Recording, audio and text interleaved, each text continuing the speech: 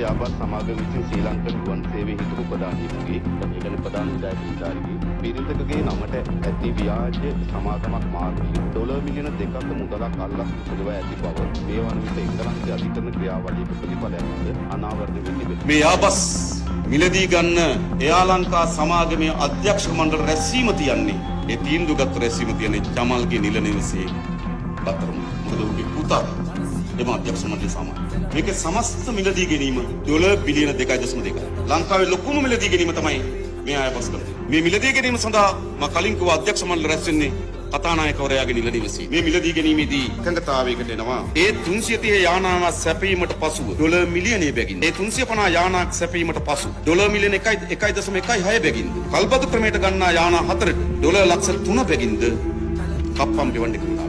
ඔක්කොම ගත්තම $1 මිලියන 16.1. කොහොම සියලු දත් තොරතුරු අද ලන්ඩන් මහාධිකරණයේ මෙම පරීක්ෂණය යනකොට මේ $1 මිලියන 16ම ලැබුණේ නැහැ.